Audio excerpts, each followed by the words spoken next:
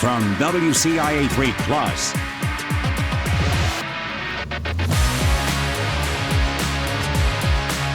With Ethan Holesha and Tyler Hill, this is Midwest Mashup. Welcome back into the WCIA studios here in Champaign, Illinois, the heart of Central Illinois, I think some are calling it. And we are starting Midwest Mashup. Again, this is our second episode. Thanks so much for tuning in, guys. Again, we are talking about the pro sports in Chicago, Indianapolis, and St. Louis, hitting 3 different states there, but all of these fans seem to migrate into Central Illinois, and we're going to be talking. We have a jam-packed show today. So much news coming out, especially of the Colts. Is this the best preseason game we've ever seen out of the Bears? Some are asking, and to answer it, I got my fellow co-host here, Ethan Holesha. Ethan, how you doing? I'm doing good, man. Obviously, with the Bears, no complaints, really. We'll get into that later. But we have 2 kind of very different situations here with the 2 football teams we're talking about today. Yeah, it seems like the vibes of one are a lot higher than the other. Right. I think that's probably putting it mildly. So we're not going to waste any time. Like we said, we got so much to talk about here, and we're just going to get straight into it. Number one, this is the biggest news probably of the NFL right now, I would say, 100%. Is that the Colts have named Daniel Jones their starting quarterback. So they have had a QB competition all camp. They brought in Jones on a 1-year, $14 million contract to compete with Anthony Richardson and say, hey, you know, you got hurt the first year, and it was Gardner Minshew that wasn't really in competition. Same thing with last year when they brought in Flacco. It was just, hey, he is definitely the backup. And this year they said, no, we're going to have a full-on QB competition. We are bringing Daniel Jones in to try and push Anthony Richardson. And boy, did he, because he was just announced. Shane Steichen said that he won that job. So, Ethan, I guess we'll just start with, where does this leave you as someone who is now just avid into the Colts? I think if you've listened to any of our episodes, we've not been the highest on Daniel Jones. No. What are your thoughts coming out of him being named the starter? Why? That's what comes to my head first, is why. We saw what Daniel Jones, has kind of been capable of. I feel like if he didn't play in this last preseason game, our thoughts of Daniel Jones would have been the exact same if he hadn't have played. We know what the ceiling is. We know what the floor is with this guy. I'm just like, with where the Colts are at now and where the coaching staff is kind of on its last hurrah, quote unquote, why not just take a chance with Anthony Richardson? Swing for the fences, man, because the whole thing Colts fans were mad at, and right now are really mad at on social media, we see you Colts fans, is that we hear you too. For a while, it was, we're going to bring in a Band-Aid type of starter. So it was Matt Ryan, Phillip Rivers, Carson Wentz, these veterans that are just not going to really take you anywhere. The bottom won't fall out necessarily, and you won't have 2 wins, but you're just going to be a middling team, even in the AFC South, which is not a very good division. And This feels like the same thing, right? Yeah, no, it definitely does. And it's like, I just don't understand why you would want to be in that position. As a fan of, a team like the Bears, I've had years where I've watched the Bears win 3 or 4 games, but it's like, that you're going to have a high draft pick. You could draft a new quarterback. It's like, why do we want our ceiling to be maybe a wild card appearance? I mean, Daniel Jones is not going to take you to the promised land. Obviously, there was some hype as he was a rookie with New York, just coming into his career, maybe what he could do. He was a bit of a more mobile quarterback, but it didn't work there. So what makes you think that it's going to work with this Colts team? Exactly, and a team that needs a quarterback in the Giants, right, said, we are okay. They re-signed him to a new contract even. They had the extension after they made the playoffs in the first year of Brian Daboll. Right. And they said, we don't want Daniel Jones. We are going to just completely release him. We can't even trade him. We're just going to release him. And that's who you want to lead your team. The other thing I think I want to push back on is, through all of camp, and really just when you bring Daniel Jones in and compare him to Anthony Richardson, the comparison has been, okay, Daniel Jones doesn't make those splash plays, but he can be steady and keep your offense afloat. And I would just say, can he? Because he didn't for the Giants. I know. Why is it going to be any different here? Like, I guess I don't really understand that high floor argument, because I don't think he has a high floor, right? He's not a very good player. He's become less mobile as the years have gone on. He had a knee injury as well. Can't really throw the deep ball that well. Even when we pulled up the highlights that you guys saw a few minutes earlier, one of them was that a sideline throw to Tyler Warren. Dude, that had no velocity on it, right? It's a lollipop, and one that I think in a real game gets Tyler Warren rocked. And even earlier in that game, I mean, he overthrew Warren on a different route. I don't know. I just feel like there's more to this maybe than what is being released at this time. And Shane Steichen, I mean, he doubled down on it. You know, he's like, this is not really a conversation anymore. This is how it's going to be for the rest of the season. Right, we're paraphrasing, but he said this is not a temporary thing. Yeah, this right. is the decision that we're making right now. So what it sounds like is Jones is going to be the one who's playing here unless he plays horrible or gets hurt. Yeah, because obviously those things happen, but it's like I just don't understand when maybe this is your last year as a coach here. The coaching staff could have some turnover. Why not just take the chance? I mean, especially because I don't think 8 wins saves your job. No, I don't even think 9 wins with the failed development of Richardson, which maybe the one caveat I will say is the new ownership, Jim Irsay's daughters. I forget their names right now. I'm sorry, but they said we're going to be patient with Anthony. It's not just this year or bust. So if they do really mean that, maybe they go, hey, the plan, we're going to sit him. He's going to get practice reps, not necessarily game reps again, unless Jones gets hurt. And then we'll try and start him next year. If that's the plan, I guess I can hear that. But again, I just think he needs those game reps. He needs the reps. It's like, why? This is year 3. You know, it's like maybe if this was he had a horrible rookie season or something, maybe use a year 2 to do this. But he's already in year 3 of his career.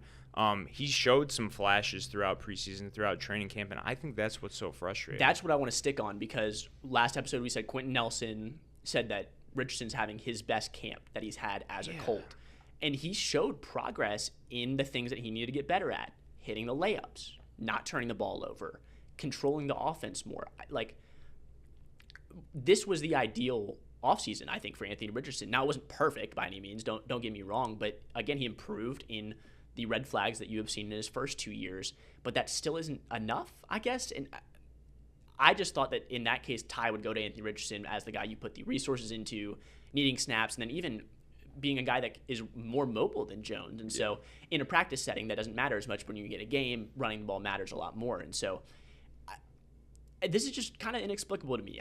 I don't really understand, and maybe Daniel Jones will prove me wrong. Maybe he will go out and unlock something that, you know, he made him the 6th pick, made him, you know, the savior of New York for that one season. Right. I'm just not super confident in that. I'm not either. And we'll get into the preseason game more later, but he had a drive there where he led them to a field goal. It's like, it kind of feels like that's Daniel Jones in a nutshell. Like, he's good enough to get you down the field and score, but he's not going to do anything exciting. And we haven't seen that this year. We haven't seen that throughout his career. I don't understand. Why is it going to come now? Unfortunately, sticking with some more injury news for the Colts. We've talked it over and over about different, especially in the secondary, injuries that they have. It just keeps getting worse. The latest one is Hunter Wohler. So he was a 7th-round pick. He played kind of a combo safety linebacker. They were moving him around a little bit there. And with the injuries, you thought he might stick, especially in the secondary. Just suffered a season-ending Liz Frank injury in the foot. I believe that's some type of fracture. I'm not a doctor, but regardless, he is out for the season. Yeah. And then also, Blake Freeland, who was going to be the swing tackle, according to some of the reports coming out of camp, which means that he was going to be the 3rd tackle, not starting, but then if either gets injured on the left or right side, he can slot in there.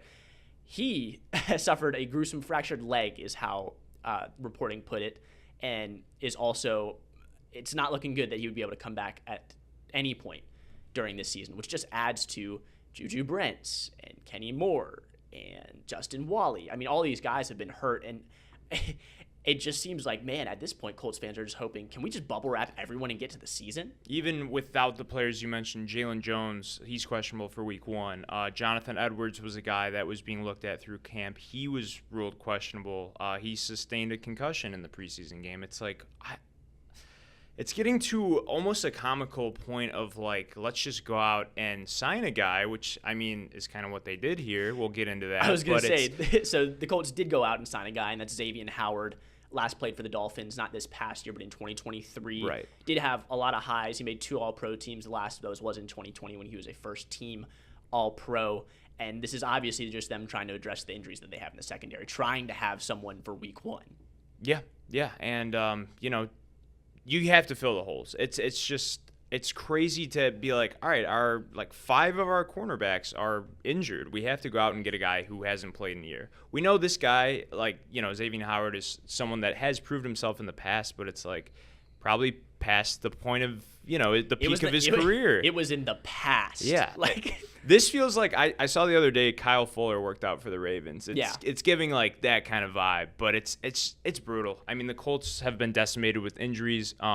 Another offensive lineman for them, Braden Smith, he exited the game with a groin injury. I mean, it seems like every facet of their game, every position group is just dealing with this. Tyler Goodson, will get into how he scored a touchdown. He left the game in an arm brace, and we don't know what his injury is. It's crazy. There's so many, it's just tough to keep track because it seems like every other day, whether it's a practice or a game, there are 3 more guys that are on injured reserve. And I think Wooler's probably the biggest of those just because the secondary was already so depleted, but you also don't want a lineman going down at this point, right? And so the Colts aren't the only team dealing with this, especially in the secondary. So for the Bears here, as we finally move into the Bears, cornerback Terrell Smith was injured versus the Bills. Doesn't look great. Ben Johnson was quoted as saying, obviously Smitty's injury was the most concerning of the bunch. That didn't look good, so our thoughts and prayers are with him going forward. Not very encouraging for a guy who looked pretty good through camp and then even in the game up to this point. He looked solid, and some of the vets, Byard, he came out and said that he was, being a playmaker so far in camp.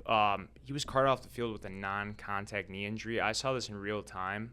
It didn't look, I guess, like when it really happened in real time, it didn't look horrible. But when they showed the replay, you kind of just knew. Like, this is one of those injuries where it's like, anytime it's a non-contact knee injury, a guy goes down and he's grimacing in pain, it's hard not to expect the worst. I don't know. It's like you said. Every team's going through it, but when you see a guy that's really been progressing throughout camp, it's kind of disappointing to see. Yeah, and especially with Jalen Johnson still not ready to go for week 1 or not confirmed ready to go for week 1, it does seem to be a spot where the Bears can't take too much more attrition. Again, a lot like the Colts in that same area. But it wasn't all bad news for the Bears. In fact, there was a lot of good news coming out of that second preseason game. Coming up after the break, we'll tell you about how Caleb Williams and the offense looked and what we think that means for the rest of the season. Stay tuned.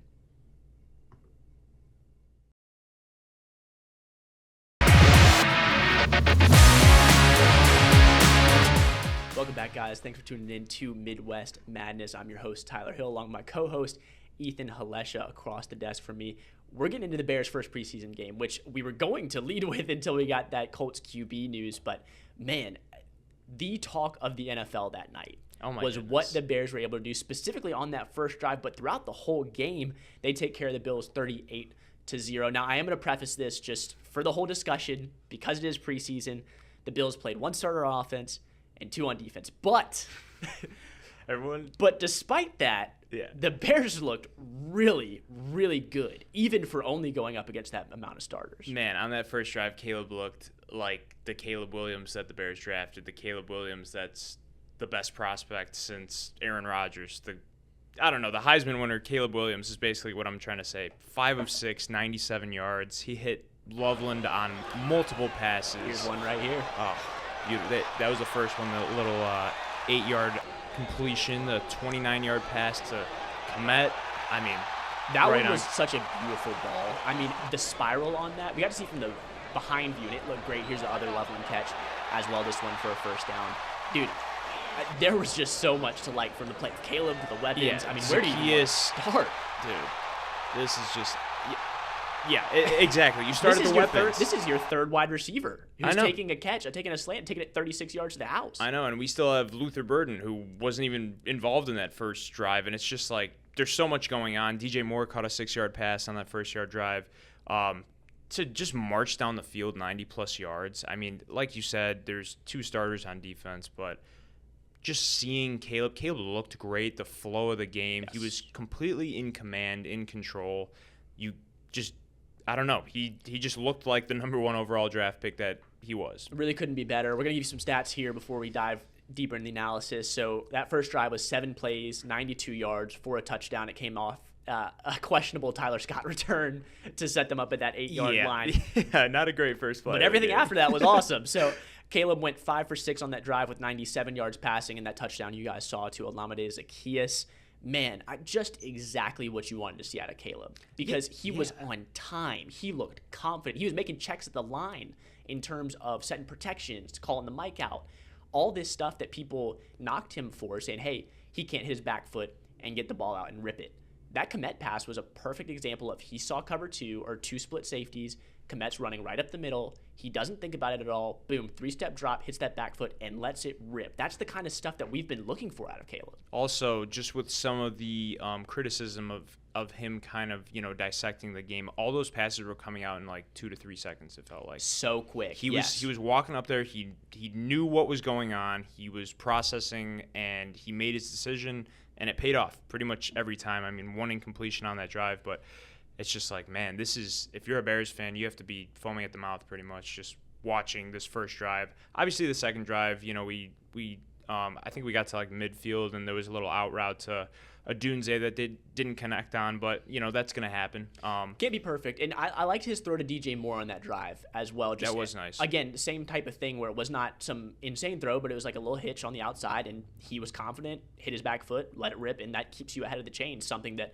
the Bears did struggle with last year. And, I mean, to win the game 38-0, Torrey Taylor's got to get some reps in there. So to see him boot the ball through the end zone, that's great. But, yeah, I mean, Caleb, this is the Caleb Williams we've been waiting for. This is the Caleb Williams, hopefully first 4,000-yard passer in franchise history that we've been waiting for. But, it's just great to see. It's great to see. And Caleb wasn't the only one that was really good in that game. Colston Loveland, I think, was the guy that I really wanted to highlight. We saw a couple of his catches there. We're going to be queuing those up again. But, man, he did everything that you wanted to see out of a guy you took 10th overall. Like a movable weapon where, boom, right, he's in line in this one.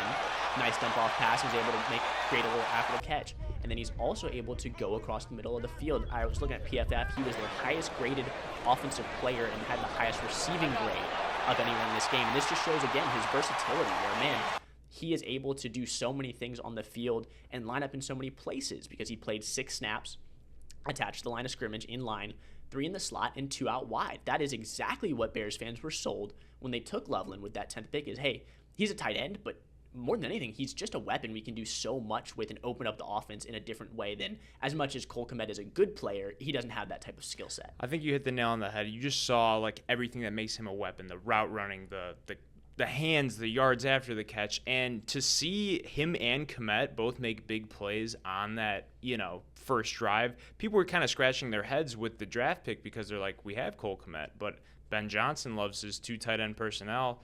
Those guys are both going to be big impact players, but I think, like you said, Loveland, by the time the season kind of progresses along, he's going to be the go-to guy. And, you could line that guy up anywhere. He's just great routes, great hands, great speed, explosiveness. And he's 21 years old. I mean, it's everything you really want in a player that you're drafting that high, and he's going to be one of the best weapons for the Bears this year.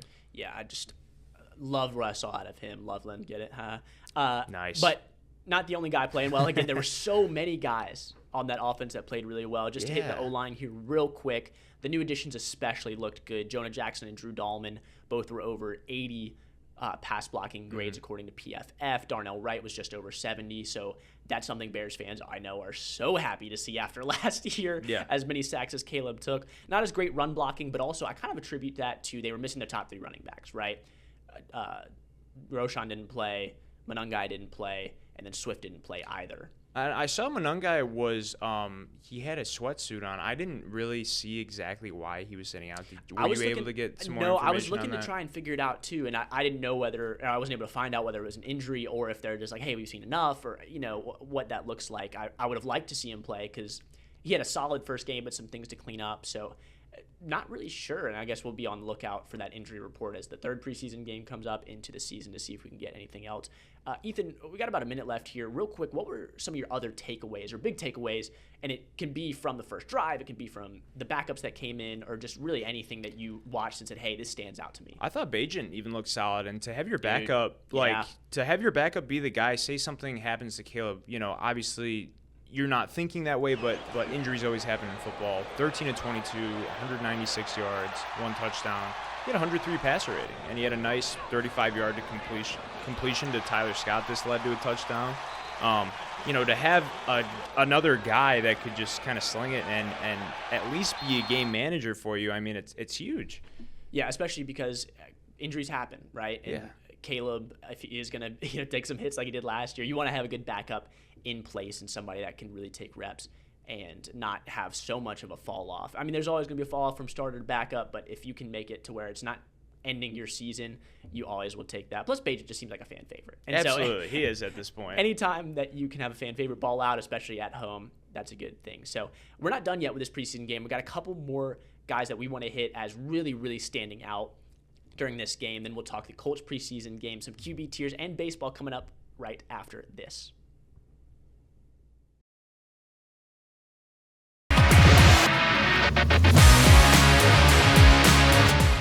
Welcome back to Midwest Mashup. I am Tyler Hill. Alongside me is Ethan Haleshel. So much news as we get so close to starting the season. College football close, man.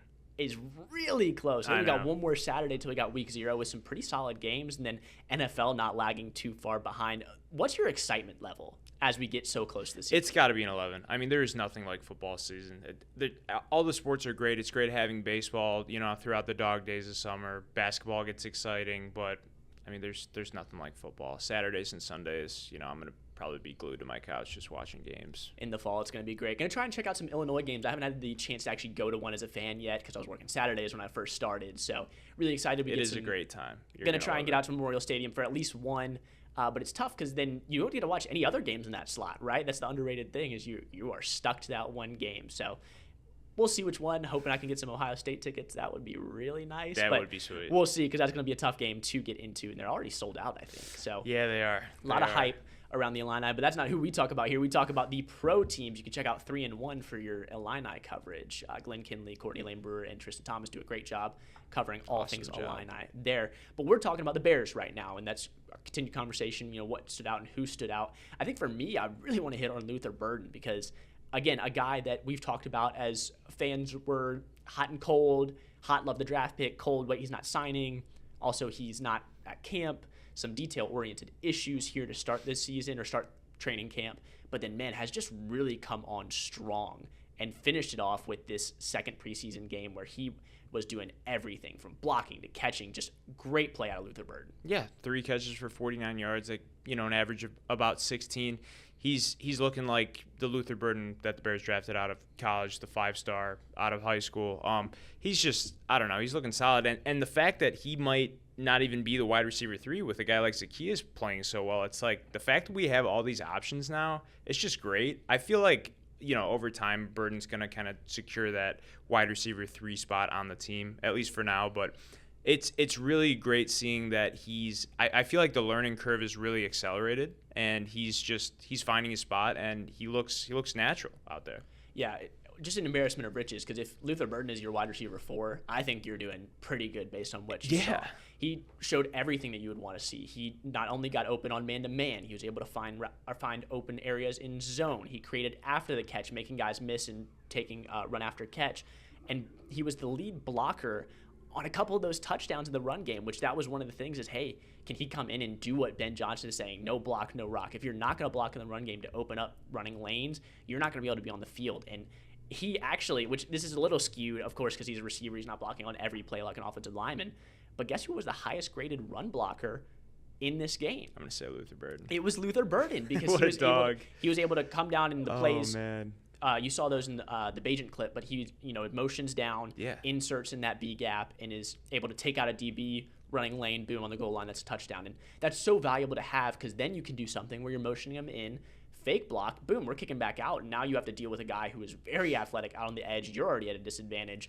I think the possibilities are endless for what Ben Johnson can do with him. 100%. And it's like you said, just buying into that Ben Johnson mentality. It's like if you don't block, you're not getting the ball, And the fact that Luther Burden having the highest, block grade is crazy for someone that, that was, I guess, one of the issues is like, is he just going to want to get the receptions? How much is he going to buy in based on, kind of the things we saw in college? And it's just like, this is such a great step in the right direction. And to see it live in a game it's completely different than anything you're hearing in training camp too. So the fact that he looked that sharp against, obviously it's the backup still, but I don't know. It's very encouraging. But you want him to dominate the backups, right? Exactly. And that's what he's supposed to do. Exactly. So love that. We've talked a lot of offense, but Ethan, you said you wanted to hit on a defensive player, and then you got a running back as well that you want to highlight. Yeah, Austin Booker, I mean, he picked up right where he left off. 2 tackles. He had a sack and a half against the Bills. He actually left the game with a knee injury on a kick return. Based on what I'm seeing, it doesn't seem like it's anything too crazy, but he's been just a complete menace and a wrecker on the defensive side of the ball. Obviously in a situation like this where he's facing backups, again, he's supposed to dominate, and he is dominating. Everything we've seen from him is him taking that raw talent, kind of embodying it, and he's if this keeps up, I mean, he's gonna make an impact every Sunday, it seems like. Yeah, and he got hurt on special teams. This is Alyssa Barbary of Bears Wire. Booker exited the field after suffering an injury during return coverage on special teams, was looked at by trainers, and they ruled him out for the remainder of the game with a knee injury. So far, from what I've seen, no news on his timeline yet. I wouldn't be surprised if they held him out at the third preseason game. Which is fine. Because at this point, I'm just like, what else do you want to see? He's doing great on special teams, on defense. Just get him healthy. Yeah, and like you said, the sample size, it's been enough. In 2 games, which is not even 2 full games that he's played, he's literally just dominated the offensive line. It's everything that we've wanted to see from him and more, so no sense in him re-aggravating an injury or just pushing him to get those extra reps. We've seen what he can do. And the other player that I wanted to highlight a little bit was Ian Wheeler. He was a Hard Knocks guy. He went to an Ivy League school. I don't know. The story behind him is it's pretty cool. He had a season-ending injury last year heading into the season, and that was kind of a brutal thing, but he had 19 carries for 80 yards and 2 touchdowns. And to have the Bears not have their top 3 running backs, to have that next guy up mentality, still going in there, getting it done, it's great to see. Yeah, it might be one of these practice squad guys, because typically you don't want to carry 4 running backs, but stick around on the team. And, if one of these guys isn't able to get healthy or does get hurt in the season, I think that it's good to have a guy that, like you said, has that next man up mentality, can step in and be a gritty guy for this Bears team. Colts also had their second preseason game against the Packers. And we're going to do a little QB comparison here. We before this, we were going to look at which person we thought had to lead in the starting job. Spoiler alert, as you heard in the first part of this, Daniel Jones was named the starter. So we're not going to do that anymore, but we're still going to break down what they did in this game. We'll start with Daniel Jones because he started the game and was named the starter. He had 11 dropbacks on 2 drives. He was 7 for 11 with 101 yards. That first drive was a 3-and-out, and then second one, he led a field goal drive. So we talked about it a little bit, but what were some of your thoughts, and how would you grade Daniel Jones' performance in this Packers game? I think a grade would be a B for me. He was kind of efficient and safe, I guess you could say, but again, he lacked the wow plays that you really need to separate yourself, and I thought he lacked, the separation in the QB battle. And not to cut you off, but you saw 2 negative plays on your screen there and a couple positive, and I think this emphasizes for me the bobbled snap, the miss of Tyler Warren. And the bobbled snap was his fault from what it looked like. Completely. And so that's when I started this by saying, is this actually a high floor player? That's what gives me pause, and what gave me pause in this game, and then that's the one I was talking about earlier where he kind of floated at Tyler Warren. I think if that is a game, either somebody's going to pick it off or they're rocking Tyler's world. Yeah, he would have got lit up definitely on the sideline there. So I don't want to be overly negative about Daniel Jones because he did make some nice plays. He gave some guys some rack opportunities. Gould had a nice catch and run there, and then he, I can say that all I want, but it was a completion to Warren, right? And he did lead that field goal drive, but there were just a few too many mistakes from a guy that, again, is supposed to be known as the high floor one in this QB competition. Yeah, the overflow, the botch snap. He looked comfortable once he settled in. The ball was distributed pretty well, and he, bottom line, he moved the offense into a scoring position, but he didn't lead a touchdown drive. And that's what you're looking for from a professional quarterback. Most of his production did come on those short, intermediate throws, which is what you're going to get with Daniel Jones. I would have liked him to test out the deeper coverages, a bit more, but like we said before, that's what we're going to see with Daniel Jones. Right. And it's frustrating for sure. I had another good connection to Michael Pittman for about a 10-yard game, but like you said, not a ton of pushing it down the field. Now, Anthony Richardson here, he came in after that. He had 3 drives for himself, and that's going to be 13 dropbacks on those 3 drives, 6 for 11, 73 yards passing, and he had a 38-yard pass called back, which makes his stat line maybe look not quite as good. But, did have that called back because A.D. Mitchell was offsides. Man, this game was a bit of a ref show, too. It was, really. I mean, and in the preseason game, you're like, can we just let the guys Yeah, play here? let 'em And play. really in any game, but I think especially in a preseason one, we're like, just is it that crazy to do? But looking at some of the highlights here, this is what, again, I wanted to highlight. He's hitting the layups better. Like, that's a nice out route, on time and on target. Boom, here. Same thing, hits an out route to Gould, and then does some of what we've seen pushing the ball down the field with, he's going to this corner route here. Or this is what got called back. I mean, just a drop in the bucket to Gould, who also had a really good day. We can hit on him later, but he's pushing the ball down the field. He had some amazing throws, some splash plays. Again, we sound like a broken record, but he just can do things that Daniel Jones can. He also ran for 9 yards for a first down in this game. So I had his performance graded as a B, and I had Daniel Jones as a C+. I don't think it's kind of a story of this whole competition. I don't think that Richardson blew him out of the water and completely cemented his spot as a starting quarterback. Obviously, he didn't, not being named the starter. Yeah. But I thought he did play slightly better, and I wanted to see if you were on that same page. I had Richardson at a B just because of some of the inconsistencies, but it's like you said, those splash plays. The playmaking he showed the capability of, like just even on the play that was called back, it's like he dropped that ball literally in the only place it could have been. His timing looked better, his confidence on his reads looked better, and even just better rhythm than what we saw even at the beginning of camp.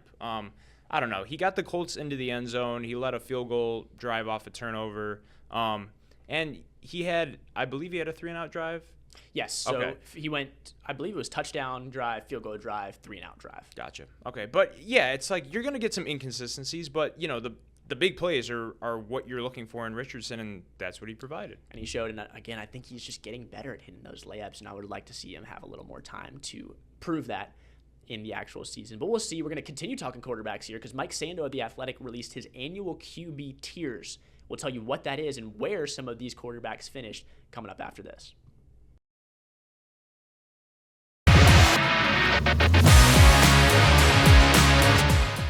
Welcome back to Champaign, Illinois, here at the WCIA studios.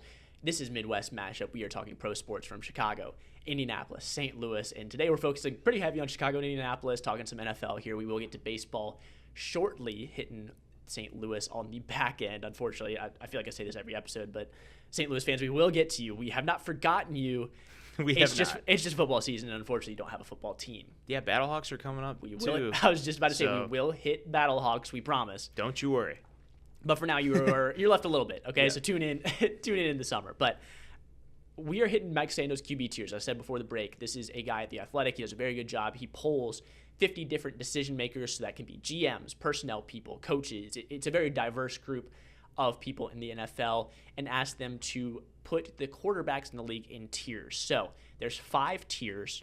The first tier is going to be a quarterback who can carry his team each week with no significant holes in his game. Some examples of that: Patrick Mahomes was tied for number 1 with Joe Burrow. Josh Allen, Lamar, and Stafford were all tier 1 quarterbacks. So the best of the best.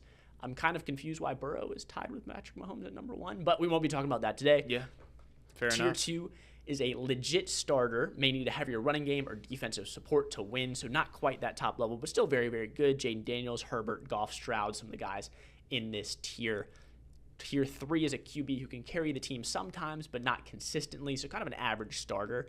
Tier 4, a QB who can occasionally perform well, but may have a significant weakness. Now we're getting into below average quarterbacks. And finally, Tier 5, QBs who should be backups, which based on the graphic, it looks like Kenny Pickett's the only one in that Tier 5 He is category. the only one in that Tier 5, correct? I was just going to get to it's pretty insulting to see QB should be a backup, and it's just Kenny Pickett. Man. I mean, fair. Joe Flacco was named the starter, so he indeed is a backup. I guess this is a fact. These NFL guys do know something, yeah, because he should be a backup. Was not also, I don't know about you, was not super sold on Kenny Pickett reviving his career in Cleveland. I'm not super sold on anybody reviving their career in Cleveland right now. No, I'm not either. Bad. They also are in the Trey Hendrickson sweepstakes for some reason. I don't know what is going on over there. Just reset, man. Yeah, like you guys have chill. 6 quarterbacks on your roster. Like, what is going on? And they're just sent. I was just checking Twitter during the break. They said they're carrying all 4 into the season. I don't know what they're doing in Cleveland. Anyway, but we're not talking about Cleveland. Yeah.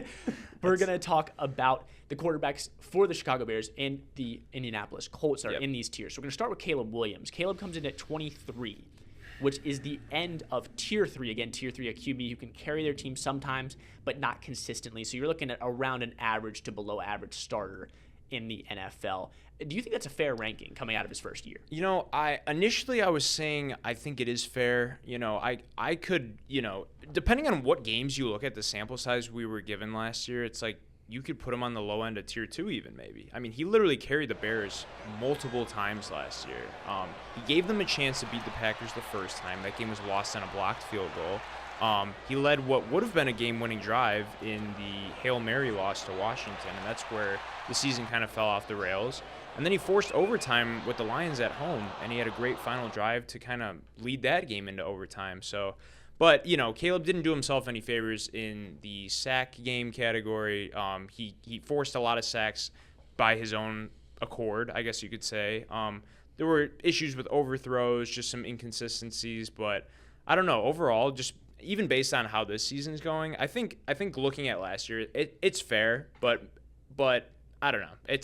It depends on how you look at it. It's a tough scenario. I do think it's fair because while I do love the talent, I was just looking back at some stats from last year. Man, he was not very good, and I understand the whole coach getting fired, play caller getting fired, offensive line. I get all that, but of the group of where he was drafted, which is kind of where I looked at to compare him, because he was at 23, Drake May was at 22, Bo Nix was at 20. So I was like, okay, is he better than any of these guys? And he had the worst completion percentage on deep throws of the entire class last year of guys that played at least 7 games. We took out Michael Penix, J.J. McCarthy. They didn't, and Spencer Rattler was the other one that they played, but not enough to where I wanted to qualify them. Right. So of the rest of those guys, second in pressure allowed credited to him, which means, hey, not the offensive line being bad. These are pressures that are on Caleb himself. He had the 30th in drop back success rate compared to the NFL.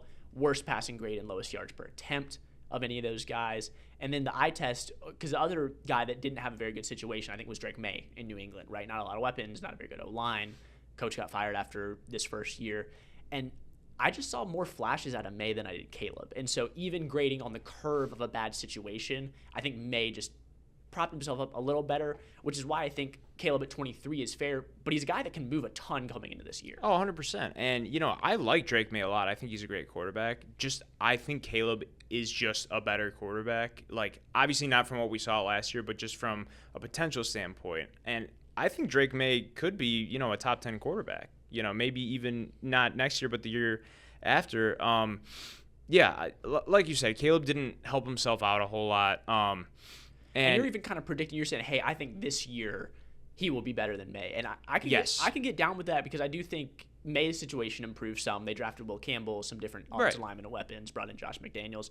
But I think I like what the Bears did for Caleb more than what the Patriots did for Drake. And there's so much more of a difference from last year to this year is basically, what you're saying. And I would agree with you. Caleb, it looked great coming into last year, but then the O-line situation was bad. The head coach situation was bad. The offensive coordinator. There were so many moving parts where Caleb really couldn't get into the rhythm of anything, and I think that affected pretty much all aspects of his game. Bo Nix is a guy that I think kind of surprised some people maybe with some of the success he found last year. There was a lot of question marks with him coming out of college, but, he had a solid rookie year, and I want to say, did the Broncos make the playoffs last year? They did, yes. They lost to the Bills. Okay, that's what I thought. They snuck in, but it's like a guy with Bo Nix where you didn't really know how he was going to do. I think it's fair to have him ahead of both Drake and Caleb based on how last season went. So now, how far do you think Caleb can move up before we get to the Colts guys? Because the list that I'm looking at right now, I think he could get as high as 10. That would put him in the range of Jared Goff at 8, C.J. Stroud at 9, tied with Jalen Hurts, also tied for 9, Baker Mayfield at 11, and Dak Prescott at 12. I think he for sure, with a good season and, like we talked about, a better situation, can get in that range. I think you're right on the money. That 10 area right there, I could see him having a better year or on par to a Baker Mayfield. I could definitely see him having a better year than a guy like Dak Prescott. Everything is looking, in favor of Caleb Williams drastically performing this year. He has the weapons, the O-line, and he's going to be, I think, a guy that is a legit starter. That's basically what this, tier list is looking at. And I don't think, maybe this year or even the year after he's going to get into that tier 1 area, but I think he can make a huge jump and maybe just be a step behind a Jaden Daniels, who I personally think might even fall off a little bit this year. He's a great quarterback, and he won the Heisman for a reason, led Washington to a great season. But it seems like things almost went a little too well last year. And we have the Terry McLaurin situation happening in Washington. Will there be some positive regression here? Just getting back to the mean. I know I can see what you're saying, and I think I agree where. That's why I said 10 is I think Caleb can work his way into tier 2, not quite tier 1 in this first season. But, dude, if you told Bears fans before we start this year, hey, Caleb will be considered the 8th to 12th or 13th best quarterback in the league after this season, I think you take that all day. That would be huge. And that's what we're looking for and more. It's improvement with especially a guy that's still, I guess you could say, developing. He was obviously great in college, but there's a lot of things that need to improve here from last year. And to be in the conversation of being a top 10 quarterback, that's huge just on its own. That would be a great work by Ben Johnson there. So coming up after the break, we're going to talk to Colts quarterback because they were both ranked when they didn't know who was going to be the starter, both Daniel Jones and Anthony Richardson, and it doesn't give a very good outlook for either of them. Do we think they can outperform that ranking coming up next?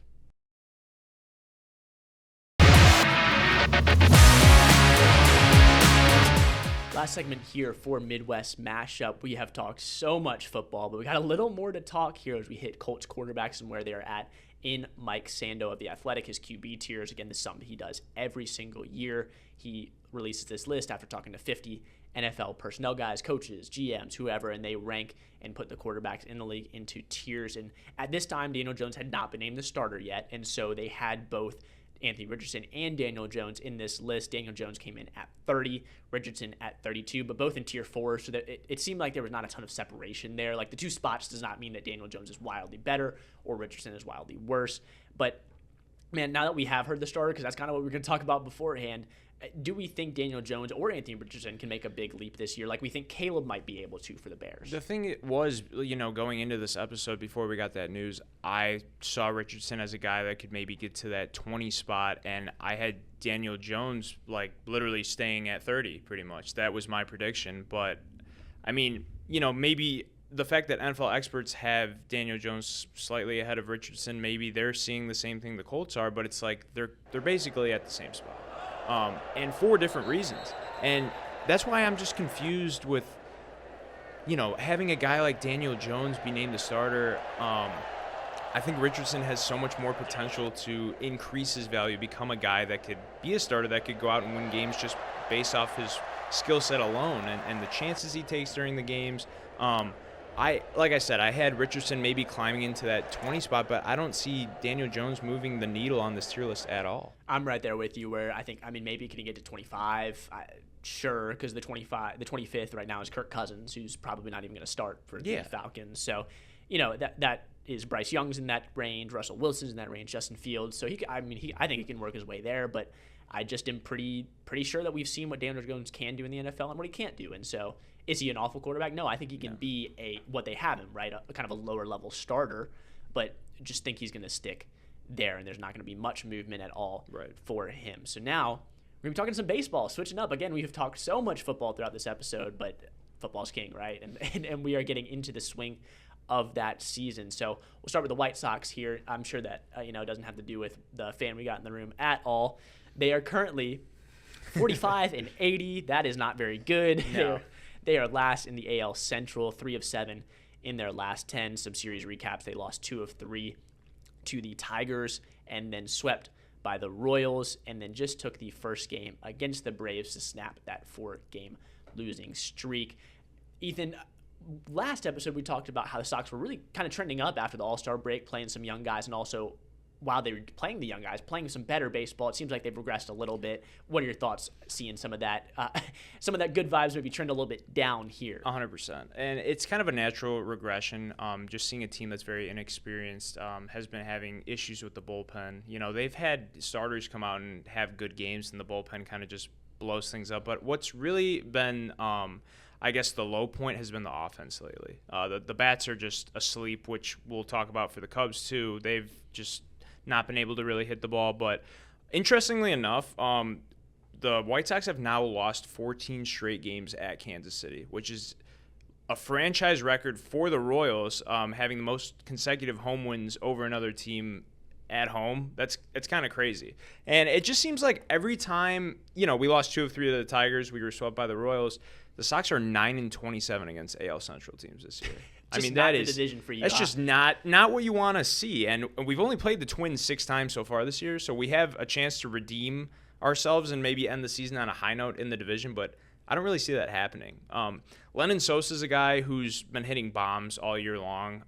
Just an absolute liability at first base, though. We need that dude to be DH. I think he's going to be a part of the core going forward, but we just need to maybe switch things around. And the last part of the season, I'd like to see him maybe play some second base, maybe be a DH. Switch the lineups up. We have nothing left to lose now. Yeah, so. and I feel like every baseball team has that lovable guy who just swings for the fences, has absolutely zero athleticism or defense, just hits bombs. Yeah. So maybe he could be that guy for the Sox going forward. That's what I'm hoping for. And even to take game 1 from the Braves, this was a very back and forth game. We won 13-9. It was our 4th game too with 4 home runs this season. So we've been really picking up the power bats for sure. And yeah, Sosa had 2 home runs this weekend. It's good to see the offense get back on track. Do I think this is going to be how it's going to be for the rest of the year? No. But to see some of these rookies like Kyle Teal, Montgomery, and a younger guy like Sosa continue to do well, it's looking good for the future. Yeah, and we're going to keep saying it here, but the White Sox fans that are watching these games, it is future-oriented, right? This year is done. You're probably not even watching for next year. It's, hey, can we get these young guys in and, like you said, choose who we want to be in this core so that 2, 3, 4 years down the line, we have a very solid organization to build off of. Moving on to the other team in Chicago, that's going to be the Cubs. They are currently 70-54, second in the NL Central, but that lead is growing. Man. They are 4-6 in their last 10 after not starting off hot after the All-Star break. They lost 2 of 3 to the Blue Jays, 1 2 of 3 against the Pirates, and then just lost their first game to the Brewers, who have won 29 of their last 33 games. That is unreal. It's actually insane. Yesterday was supposed to be a doubleheader, but the weather only allowed for 1 game to happen. It's funny, the last time I should say that these 2 teams played was that July 30th series. The Brewers had a 1-game lead in the division. They're up 9 games right now to the Chicago Cubs. And Andrew Vaughn's a guy that we talked about a little bit last time on the podcast, but he's hit 9 home runs, 35 RBIs, and 120 plate appearances since joining the Brewers. And right before this Cubs series, the Brewers were on a 14-game winning streak. It was the longest in franchise history. It just seems like they can't lose right now. It's crazy. No, they have some type of formula. I don't know what they're taking over there in Milwaukee, but they have figured it out. Yeah, whatever they have in their water, I would like some of that. They got the Michael Jordan secret stuff from Space Jam. I need some of that, especially after the workout this morning. It kicked my butt. Also, guys, I don't know if you can tell, but I have a mark here on my nose because, and I'll go up on this cam, because I ran into some guy playing basketball and just obliterated my nose and bleeding everywhere, just not very good. So I'm hopefully not broken, though. Yeah, I was going to say. Probably not broken. The emergency room said not broken, so we take the W's that we can get in the midst of some unfortunate L's. And, hopefully I can find some of that secret stuff to get me back on the wagon here, because the Brewers, again, playing just really well. Vaughn also hitting .343 during that time that you mentioned. So he's hitting for average. He's hitting for power. Whenever he's stepping up to the plate, it is a good plate appearance, and that is one of the reasons why the Brewers are taking that lead over the Cubs, who do still have that wild card spot. Right now they're up 4 games over the next team that could get that wild card, and then in the first wild card spot by 1 game over the San Diego Padres. Last team we're hitting here is St. Louis Cardinals. We saved you for last, Cardinals fans, but we did tell you that we would hit you. So they are 62-64 right now, 4th in the NL Central. They also have been on a little bit of a slide of recently. Last 10, they are 4-6. Lost 2 of 3 to the Rockies. Yikes. Never want that to be said about your team. No. And then swept by the Yankees. Did bounce back a little bit and win Game 1 over the Marlins. But on the last pod, I was hitting that, they'd had some rough struggles since the All-Star break, but 5 of the next 7 series were going to be against teams with under 500 records. One of those was the Rockies, and they did not take advantage whatsoever. I mean, the Rockies were a team that were on track the first half of the season to already break the Sox record that was set last year for the worst record of all time. Now, since then, they've improved a little bit. They're still, I think, the worst team in the MLB by about 10 games. To lose 2 of 3 of that when you're in a wild card chase.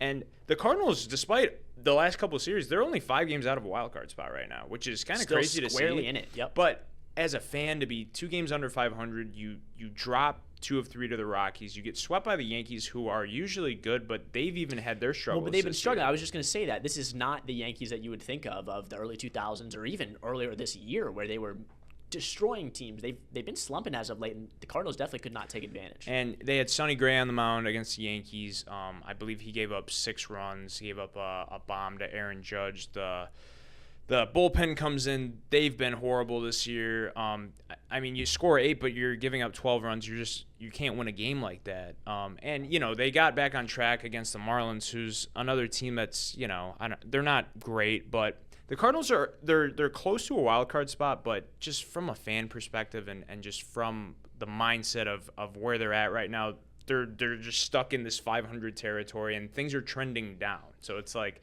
they're not doing themselves any favors, and I personally don't think they're going to make the playoffs. It does seem like a little bit of a weird direction because they sold at the deadline, but are also only 5 games out of the wild card spot. And maybe this is what they were envisioning, where, hey, we're not really in it. We just want to sell right now and then try and lose out games, get a better draft pick, and see if we can reset here with some prospects. But I don't know. I don't know if that's the way I would have taken it if I was the Cardinals. And I know Cardinals fans, I'm sure, are not super psyched to hear that if that is the plan, where they're going to be tanking for an organization that was just so good for so long. Yeah, they were really, like, if you talked about consistency in the MLB looking at the 2010s, late 2000s, even into the early 2020s, the Cardinals were a team that it felt like was making the playoffs every year. And, it's discouraging to see. You either want to be bad or you want to be good for 2 different reasons, but to be in the middle, it's just a place you don't want to be. Not where you want to be at all. So hopefully St. Louis fans, I feel bad because the one time we talked about you, we don't have a great outlook for your team. But again, stay tuned. We will be hitting St. Louis sports for the NHL and the Battlehawks as well. So thank you guys for watching. Again, hit a ton of football. We are just getting started when it comes to football. The NFL season hasn't even started. We have so much news, such a jam-packed episode, which makes me so hyped for when we actually get some games we're going to analyze. We're going to preview games. We're going to look back at the games from the previous week, hit any news. This is the spot that you need to be watching if you are a Bears fan or a Colts fan. Stay tuned, and thanks so much for watching. Have a great rest of your day.